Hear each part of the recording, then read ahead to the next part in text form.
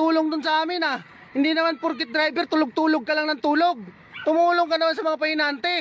Problema mo. Kapal din na talaga ng mukha mo eh, no? Hirap na kami doon makakakot ah. Ikaw, patulog-tulog lang dyan. Bakit pagod na pagod? Dapat nag-isip ka driver ka, tumulong ka sa mga pahinante mo. Kailangan tumulong doon. Pagod na pagod ako magmaneho. Ano ka na lang pagod din, dapat pumarihas ka, hindi yung tama yung ganyang ginagawa mo. Kung nga nagmamaneho ako, tulog kayo rito sa ano eh. Tapos kayo, papatulog. Natural, nagmaneho ka, alangan matulog ka. Ngayon, nakatambay ka lang naman na wala ka namang ginagawa. Hindi naman ganyan, napakakupal mong driver ka. Sus, Ganyan talaga yung mga driver, no? bakit? Hindi tama yung ganyan. Ako nagmamaneho tapos patulungin niya ako. Ano yan, dubli pagod na ako. Nagpagod na ako sa... Ay, hindi ganun. Kasi nagtatrabaho ka, bayad yung araw mo. Kaya hindi ko naman obligasyon na tumulong sa inyo eh. Ano Pahinante lang kayo eh. Oo nga, pero dapat tumulong ka. Huwag kang kupal, boy. Ang ina-applyan ko driver, hindi pahinante. Hindi ganun. Matulog-tulog ka lang. Kami hirap na hirap doon.